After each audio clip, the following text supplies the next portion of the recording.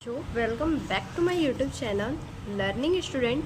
तो आज हम देखेंगे त्यागपति, जो कि रामेश्वर शुक्ल अंचल जी के द्वारा ये त्यागपति लिखा हुआ है। और इस कहानी को आज हम समझेंगे सर्ग वाइज करके, ठीक है।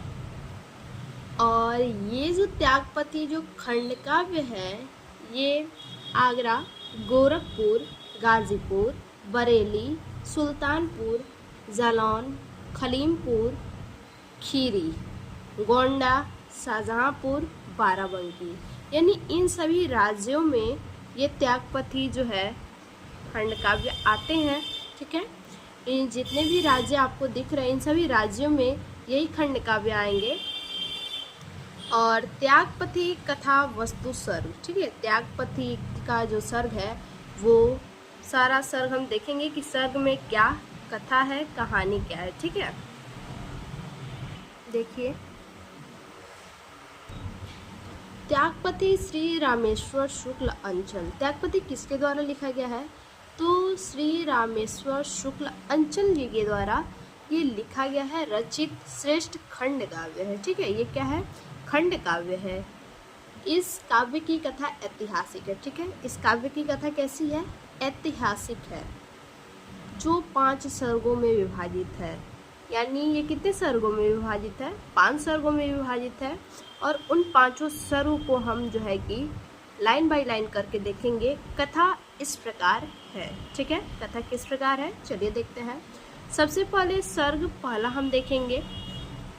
पहले सर्ग में देखिए, सबसे पहले जानिए कि इस कहानी में कौन कौन है। तो इस कहानी में पहले जो है कि हर्षवर्धन है, ठीक है। हर्षवर्धन है और उनके भाई हैं राज्यवर्धन, और उनकी बहन है राज्यश्री। यानी ये क्या है? 2 भाई और 1 बहन है। और इनके पिता का क्या नाम है? प्रभाकर वर्धन नाम है, ठीक है। पिता कौन है? पिता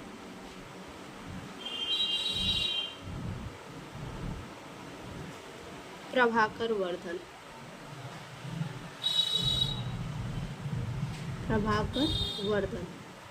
ठीक है।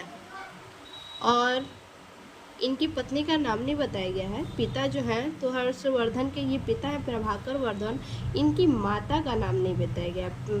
हर्षवर्धन के माता का नाम नहीं बताया गया है, पिता का यही नाम है, ठीक है, प्रभाकर वर्धन। और माता का नाम जो है कि नहीं बताया गया है।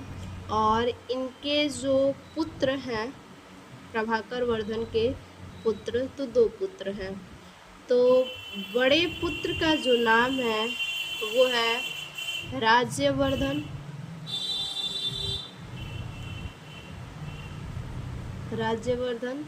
छोटे पुत्र का नाम है हर्षवर्धन, और जो इनकी बहन होती है वो सबसे छोटी होती हैं, ठीक है। दोनों भाई के बाद इनकी बहन होती हैं, जिसका नाम है राज्यश्री, ठीक है। यानी ये 3 भाई बहन होते हैं। और राज्यश्री का जो है कि विवाह हो चुका होता है मालव दास के साथ, ठीक है, मालव राज के साथ। मालव राज, इनके साथ क्या होता है? इनका विवाह हो चुका होता है, ठीक है। तो इनके बारे में आज हम कहानी को देखेंगे सर्ग के साथ। देखिए, पहली सर्ग में है, हर्षवर्धन वन में आखेट के लिए जाते हैं। हर्षवर्धन कहाँ जाते हैं? जो प्रभाकर वर्धन के जो छोटे पुत्र हैं हर्षवर्धन, ये वन आखेट के लिए जाते हैं, ठीक है। वन में क्या करते हैं? आखेट के लिए जाते हैं। उन्हें वन में ही समाचार मिलता है। हर्षवर्धन को जो है कि वन में ही समाचार मिलता है। क्या समाचार मिलता है? कि उनके पिता महाराज प्रभाकर वर्धन, यानी कि हर्षवर्धन को समाचार मिलता है कि जो इनके पिता हैं, ठीक है, इनके जो पिता हैं प्रभाकर वर्धन, इनका क्या है? तेज ज्वर है, ठीक है, तेज ज्वर प्रदाह है, ठीक है। इनके पिता को क्या है? तेज ज्वर है, यानी बहुत तेज बुखार है। ऐसा हर्षवर्धन को जो है कि समाचार मिलता है।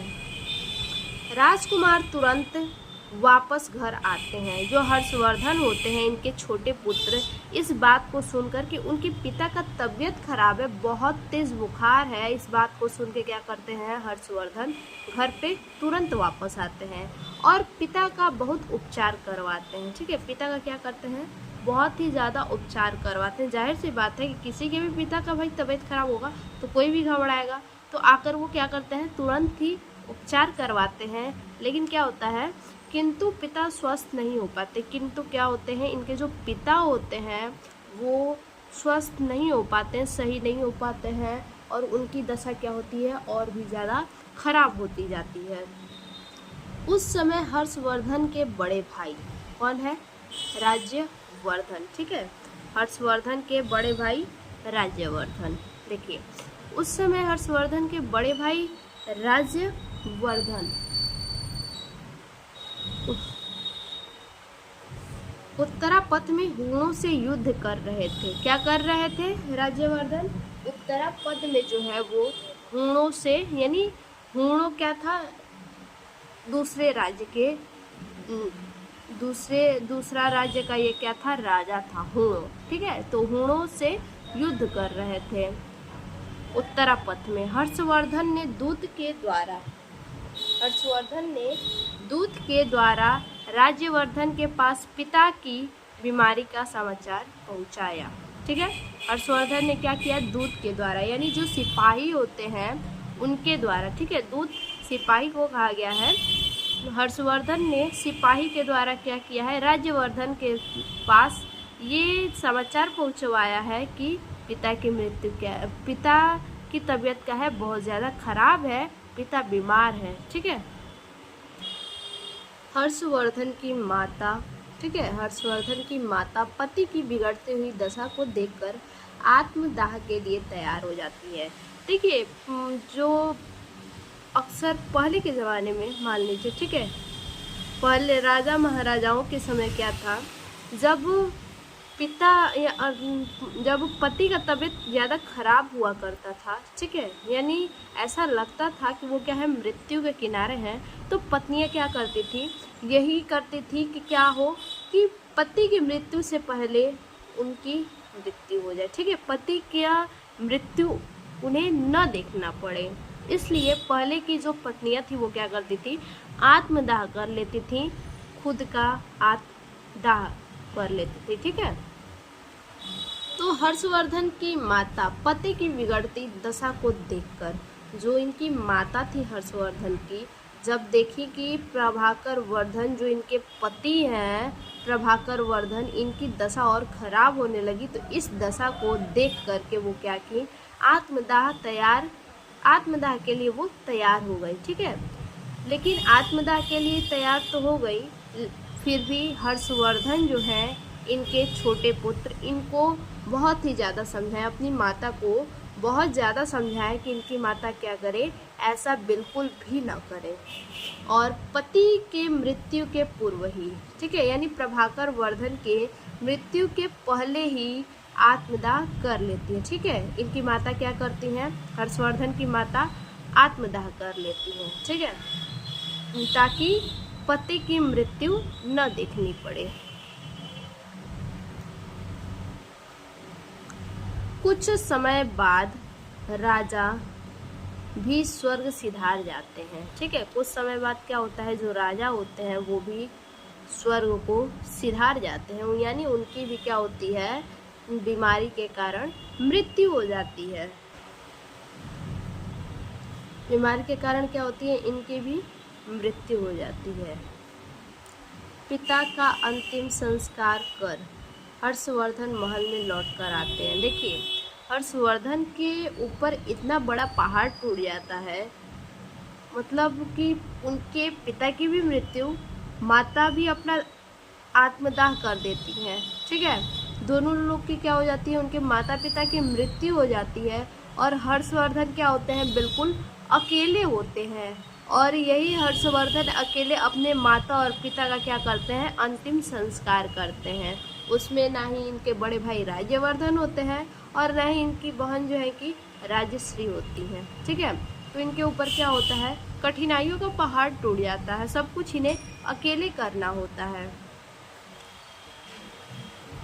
हर्ष उन्हें इस बात की चिंता है, ठीक है, हर्षवर्धन को इस बात की चिंता है कि पिता की मृत्यु का समाचार सुनकर उनके भाई राज्यवर्धन तथा बहन राज्यश्री की क्या दशा होगी। ठीक है, इन्होंने तो सारा दाह संस्कार अकेले ही किया, क्योंकि उस टाइम राज्यवर्धन और इनकी बहन राज्यश्री थी नहीं, तो वही ये चिंता करते हैं, सोचते रहते हैं कि जब दोनों भाई बहन को अगर पता चलेगा कि इनके माता और पिता दोनों की मृत्यु हो चुकी है, तो उन दोनों भाई बहन के ऊपर क्या गुजरेगी, क्या दशा होगी। तो ये हमारा जो है कि प्रथम सर्ग में यही चीज़ बताया गया है कि हर्षवर्धन सब कुछ कैसे अकेले करते हैं, माता पिता का दाह संस्कार करते हैं। ठीक है, यानी कि ये क्या होते हैं, इनके लिए अपने भाई बहन बहुत ही ज़्यादा प्रिय होते हैं। ठीक है, तो यही सब जो है कि प्रथम सर्ग में बताया गया है। अब इसके बाद द्वितीय सर्ग हम देखते हैं। दूसरा सर्ग है पिता की अस्वस्थता का समाचार सुनकर। ठीक है, जब पिता की अस्वस्थता का समाचार समाचार सुनकर राज्यवर्धन भी क्या होते हैं, लौट आते हैं। जब उनको समाचार मिलता है कि उनका क्या है, तबीयत बहुत ख़राब है। ठीक है, क्योंकि उस टाइम जानते हैं मोबाइल तो चलती नहीं थी, उस टाइम क्या है, सिपाहियों के द्वारा, दूतों के द्वारा समाचार भेजे जाते थे। तो जब इनके माता पिता की मृत्यु हुई तो ये क्या थे, हूणों से युद्ध कर रहे थे। ठीक है, हूणों से क्या कर रहे थे, युद्ध कर रहे थे। तो उस टाइम बहुत ज़्यादा वक्त लगता था जाके एक जगह से दूसरी जगह जाके समाचार बताने में। तो दूतों के द्वारा तो ये हर्षवर्धन जो है कि समाचार पहुंचवा चुके थे कि इनके पिता का बहुत ज़्यादा तबीयत खराब हो चुका था।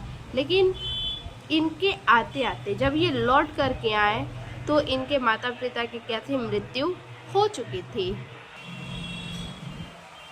समाचार सुनकर राज्यवर्धन भी लौट आए, किंतु माता पिता की मृत्यु का दुखद समाचार सुनकर उन्होंने वैराग्य धारण करने का निश्चय किया। ठीक है, जब उनको पता चला कि उनके माता पिता क्या हैं, बिल्कुल स्वर्ग को सिधार चुके हैं, तो उनको क्या होता है, बहुत ही ज़्यादा अंदर से कष्ट होता है और ऐसा वो मन में धारण करते हैं, वो क्या होंगे, बिल्कुल वैराग्य धारण कर लेंगे। ठीक है, दोनों भाइयों का वार्तालाप चल ही रहा था।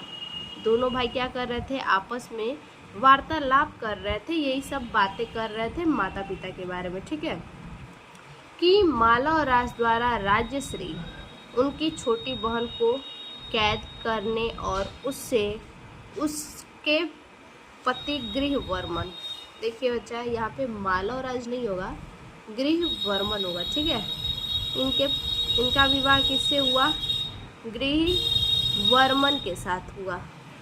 ठीक, तो इन लोगों को क्या पता चलता है, जब पता चलता है कि माला और राज के द्वारा इनकी जो छोटी बहन राज्यश्री हैं उनको कैद करने और उसके पति गृहवर्मन को मार डालने का समाचार मिला है, तो उनके ऊपर क्या होता है, एक और बड़ा संकट, मुसीबत आ जाता है। ठीक है, तो आगे क्या होता है, राज्यवर्धन ने वैराग्य भाव भूलकर, राज्यवर्धन क्या करते हैं, जब किसी के ऊपर देखिए संकट आता है तो जितने भी परंपरा या फिर कुछ भी हो उसको क्या करना होता है, भूलकर अपना काम करना ही होता है। राज्यवर्धन ने वैराग्य भाव भूलकर, उसने ऐसा तो मन में ठाना था कि क्या करेगा, वैराग्य धारण करेगा, लेकिन जब बहन पे ऐसा कुछ आया, कोई भी हो, कोई भी भाई हो, बहन पे भाई ऐसी कोई बात आएगी तो वो कभी नहीं सहता है। तो वही चीज़ राजश्री के भी साथ हुआ कि जब राज्यवर्धन ने वैराग्य भाव भूलकर क्या किए, कन्नौज पहुंचकर गौड़ नरेश को पराजित किया। ठीक है, कन्नौज पहुंचकर क्या किया उन्होंने, गौड़ नरेश को पराजित किया, गौड़ नरेश को पराजित किया। परंतु लौटते समय जब गौड़ नरेश को ये कन्नौज पहुंचकर पराजित किए। तो राज्यवर्धन जब परास्त करने के बाद जब वापस लौट रहे थे तो लौटते समय क्या हुआ, मार्ग में ही इनकी मृत्यु करा दी गई। ठीक है, दुश्मनों के द्वारा इनकी मार्ग में ही क्या हुई, मृत्यु हो गई। अब हर्षवर्धन को जब समाचार मिला होगा तो जरा सोचिए क्या बीती होगी उनके पे। एक तो माता पिता की मृत्यु, फिर इनकी बहन के जो पति थे यानी जो इनके बहनोई थे उनकी भी मृत्यु, और इनके बड़े भाई की भी मृत्यु। तो बचा कौन, बचे केवल हर्षवर्धन और राजश्री। और ये जब सूचना मिली हर्षवर्धन को कि गौड़ नरेश द्वारा छल पूर्वक क्या किया गया है, राज्यवर्धन का वध कर दिया गया है, तो वे विशाल सेना लेकर, ठीक है, हर्षवर्धन क्या होता है, बिल्कुल बौखला करके, बिल्कुल हाइपर हो करके, गुस्से में क्या होते हैं, बहुत बड़ी मात्रा में सेना लेकर उनसे लड़ने के लिए चल पड़े। ठीक है, किससे लड़ने चल पड़े, गौड़ नरेश सेना से। ठीक है, गौड़ नरेश सेना से क्या लड़ने वो चल पड़े। परंतु सेनापति भंडी द्वारा बहन का समाचार पाकर, जब सेनापति भंडी, उसमें एक सेनापति था जिसका नाम था भंडी, ठीक है, उसी भंडी के द्वारा जब इन्हें समाचार मिला कि उनकी बहन कहाँ गई है, वन में गई है, ठीक है, तो हर्षवर्धन कहाँ जाते हैं, वन में जाते हैं। ठीक है, और वन में जा कर के बहन को खोजने के लिए वन की ओर चल पड़ते हैं। ठीक है, वन में क्या होते हैं, बहन को खोजने। जब इनको सेनापति भंडी के द्वारा समाचार मिलता है, ठीक है, इनकी बहन के बारे में, तो ये क्या होते हैं, हर्षवर्धन जो है कि बहन को खोजने के लिए वन की ओर चल पड़ते हैं।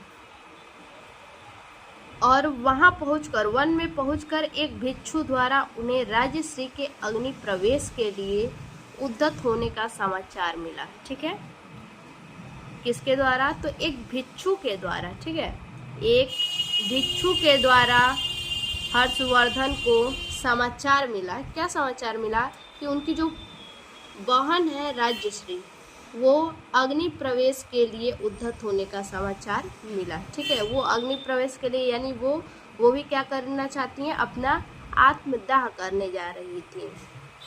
जाहिर सी बात है, मैंने आपको अभी बताया कि जिसकी पहले के जो राजा महाराजा थे, ठीक है, तो उनके जब पति का मृत्यु हो जाए या फिर जब जानती थी कि मृत्यु के किनारे हैं, तो पत्नियां क्या करती थी, अपने पति से पहले अपना दाह संस्कार कर लेती थी। तो यहाँ पे इनके पति, राजश्री के पति को गृहवर्मन जो थे उनको तो मार दिया गया था। ठीक है, उनको गौड़ नरेश सेना के द्वारा क्या हुआ था, नरेश सेना के द्वारा क्या किया गया था, मार दिया गया था। ठीक है, तो इसीलिए ये भी क्या करने जाती हैं, अग्नि प्रवेश के लिए उद्यत होने का समाचार मिलता है, यानी ये अपना भी आत्मदाह करने जाती हैं। शीघ्र ही वहां पहुंचकर हर्ष क्या करते हैं, बहुत तीव्र गति से वहां पहुंचते हैं और पहुंचकर राजश्री को बचा लेते हैं। ठीक है, वहां पहुंचकर क्या करते हैं, हर्ष ने राजश्री को बचा लिया, वहां पे राजश्री को बचा लेते हैं और कन्नौज लौटकर बहन के नाम पर ही शासन चलाया। और कन्नौज लौट के क्या करते हैं, बहन के ही नाम पे शासन चलाते हैं। ठीक है, तो ये हमारा सर्ग का दूसरा पार्ट है। ठीक है, ये हमारा त्यागपति जो खंड काव्य है उसका ये दूसरा सर्ग है। अब हम देखते हैं तीसरे सर्ग की ओर। एक बात ध्यान दीजिएगा, पहले सर्ग में क्या होता है, आपसे पूछा जा सकता है ऐसा क्वेश्चन। पहले सर्ग में जो है कि राज्यवर्धन, हर्षवर्धन और बहन इनकी जो राजश्री है, ठीक है, तो पहले सर्ग में इनके माता और पिता का देहांत हुआ है। दूसरे सर्ग में हर्षवर्धन के बड़े भाई राज्यवर्धन और इनके जो बहनोई थे गृहवर्मन, उनकी मृत्यु हुई है। ठीक है, राज्यवर्धन की मृत्यु कैसे हुई है, छल पूर्वक गौड़ नरेश सेना के द्वारा हुई है। अब तीसरे सर्ग में देखते हैं क्या है। कुलपुत्र को पराजित करने के लिए हर्ष की सेना तेजी से बढ़ती है। ठीक है, जो कुलपुत्र होते हैं, कुलपुत्र को पराजित करने के लिए जो हर्षवर्धन की जो विशाल सेना थी वो तेजी से आगे बढ़ती है, परंतु कुलपुत्र अज्ञात स्थान को भाग जाता है। परंतु कुलपुत्र क्या करता है, वो अज्ञात स्थान को भाग जाता है ताकि किसी को पता न चले कि वो कहाँ पे है, उसे मारा न जा सके, उसका वध न हो। शशांक भी भयभीत होकर अपने गौड़ देश वापस चला जाता है। जो शशांक नाम का जो व्यक्ति होता है, ठीक है, उसी वहीं पे जो गौड़ नरेश में जो शशांक नाम का व्यक्ति होता है वो भी क्या होता है, भयभीत हो जाता है और भयभीत होकर गौड़ देश वापस चला जाता है। ठीक है, गौड़ देश वो क्या होता है, वापस चला जाता है। अब कन्नौज पर हर्षवर्धन का अधिकार हो जाता है। देखिए, जाहिर सी बात है कि कन्नौज जब वे बहन के नाम पे क्या करते हैं, शासन चलाते हैं। यहाँ तक हमने दूसरे में देखा। ठीक है, उसके बाद क्या है, कुलपुत्र को पराजित करने के लिए हर्ष की सेना तेजी से क्या होती है, बढ़ती है, परंतु कुलपुत्र अज्ञात स्थान को भाग जाता है ताकि उसका वध न हो सके। शशांक भी भयभीत होकर अपने गौड़ देश वापस चला जाता है। ठीक है, ये भी क्या होता है, अपने गौड़ देश को वापस चला जाता है। तो अब कन्नौज में कौन है, कोई भी नहीं है। ठीक है, तो अब कन्नौज पर हर्षवर्धन का अधिकार हो जाता है। एक तो कुलपुत्र जो होता है वो भाग जाता है अज्ञात स्थान पे, और गौड़, और दूसरा जो शशांक होता है ये भी डर के मारे क्या हो जाता है, गौड़ देश भाग जाता है। तो अब कन्नौज पर किसका अधिकार होगा, हर्षवर्धन का। ठीक है, अब कन्नौज पर जो है कि हर्षवर्धन का अधिकार हो जाता है। हर्ष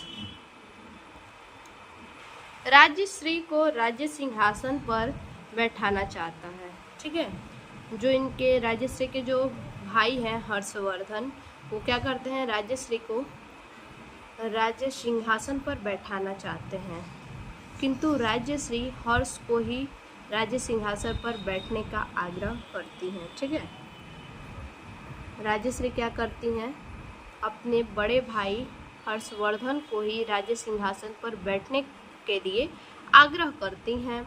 हर्ष न चाहते हुए भी बहन के आग्रह से बहन के नाम पर कन्नौज का शासन करने लगे। ठीक है, हर्ष क्या होते हैं, न चाहते हुए भी बहन के आग्रह से क्या करते हैं, बहन के नाम पर ही कन्नौज का शासन करने लगता है और वहाँ की सारी व्यवस्था को ठीक कर देता है। ठीक है, कन्नौज की जितनी भी व्यवस्था होती है सबको ठीक कर देता है और वहाँ पे राज्य करने लगता है।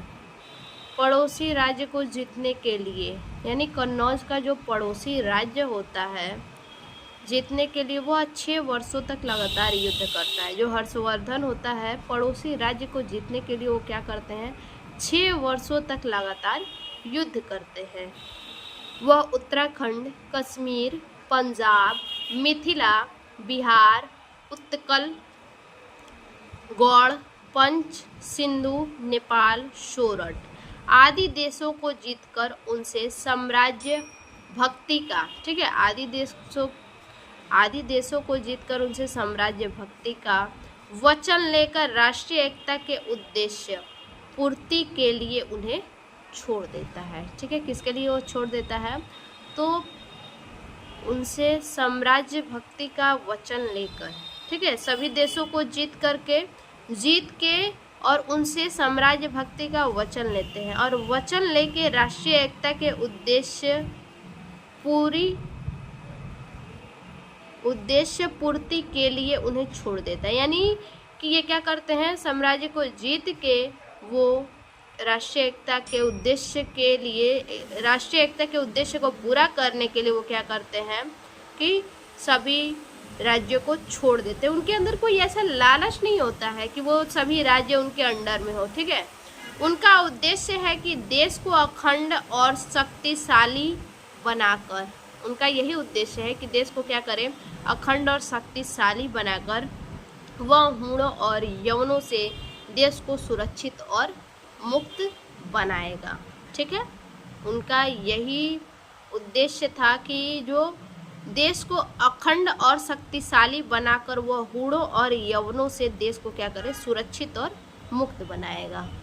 तो ये हमारा हो गया तीसरा सर्ग। ठीक है, तीसरे सर्ग में क्या होता है, ये अपनी बहन को लाते हैं और कन्नौज में क्या करते हैं, कन्नौज में अपनी बहन के नाम पे शासन चलाते हैं और कई देशों को जीत करके वहाँ पे एकता के उद्देश्य के लिए वहाँ क्या करते हैं, राष्ट्रीय एकता के उद्देश्य पूर्ति के लिए उन्हें छोड़ देते हैं, उन सभी राज्यों को छोड़ देते हैं और क्या करते हैं कि अखंड और शक्तिशाली बनाकर, सभी देशों को अखंड और शक्तिशाली बनाकर हूणों और यवनों से देश को सुरक्षित और मुक्त करवाते हैं। ठीक है, अब हम देखेंगे चौथा सर्ग। आगे देखिए, चौथा सर्ग है राज्यश्री भिक्षुणी न बन पाने के कारण। ठीक है, जो राज्यश्री होती है ये भिक्षुणी न बन पाने के कारण अत्यंत ही क्षुब्ध रहती हैं। ठीक है, अत्यंत क्या रहती हैं, क्षुब्ध रहती हैं। वह बराबर इस प्रयास में रहती हैं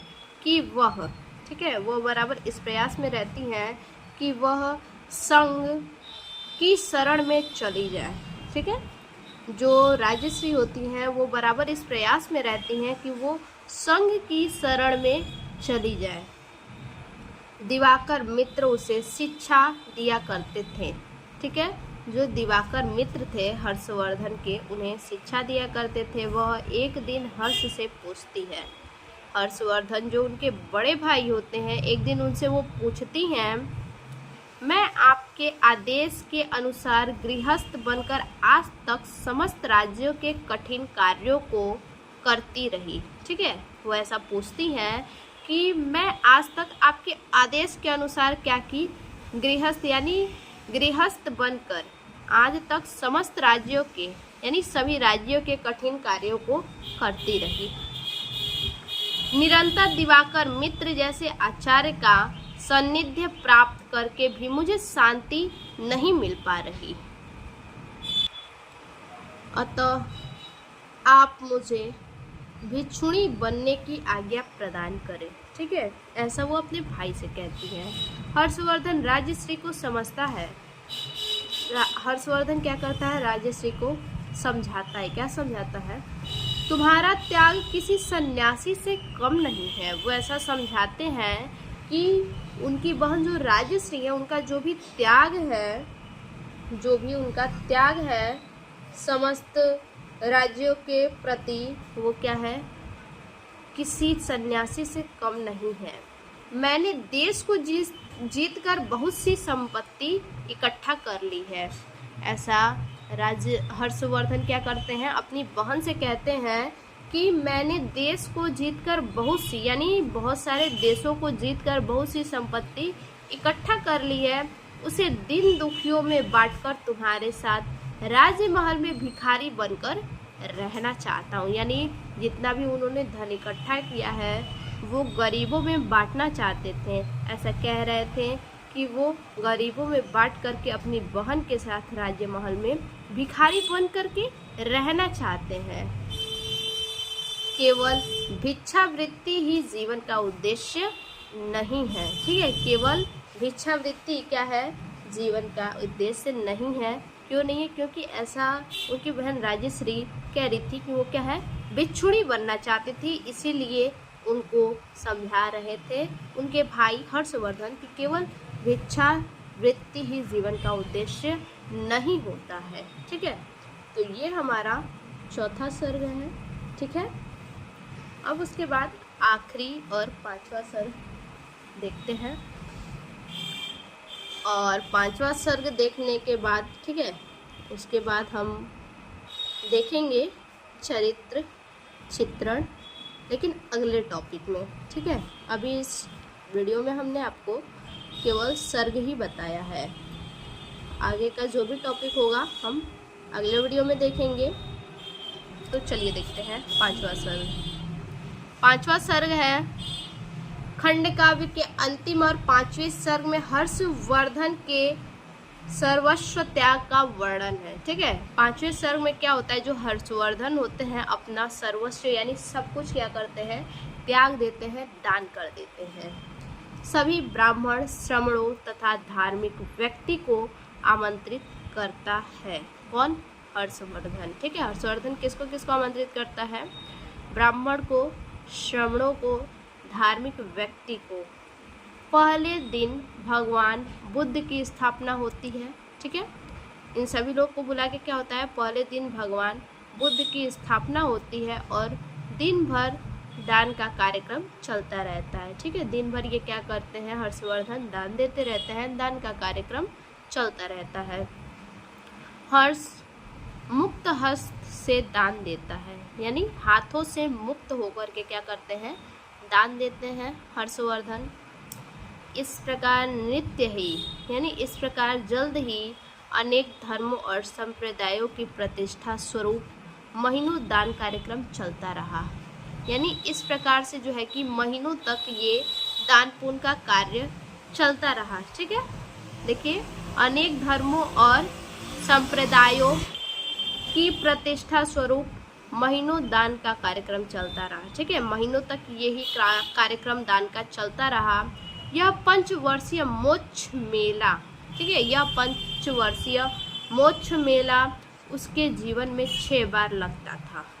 ठीक है, यानी जो हर्षवर्धन थे वो हर 5 साल पे ये मेला क्या करते थे? लगवाया करते थे। ठीक है, और इस पंचवर्षीय मेले को मोक्ष मेला कहा जाता था। उनके जीवन में 6 बार लगता था। ठीक है, उनके जीवन भर में 6 बार ये लगा था। हर्ष के इस उदार चरित्र से प्रजा कृत्य हो जाती थी। ठीक है, प्रजा भी क्या होती थी? कृत्य हो जाती थी, यानी बिल्कुल खुश हो जाती थी। तो ये हमारा हो गया जो त्यागपति खंड काव्य है उसका 5 सर्ग। 5 सर्ग में जो विभाजित है वो सभी सर्गों को हमने बता दिया। फिर से मिलते हैं ऐसे एक और नए टॉपिक में नए वीडियो के साथ। तब तक के लिए धन्यवाद।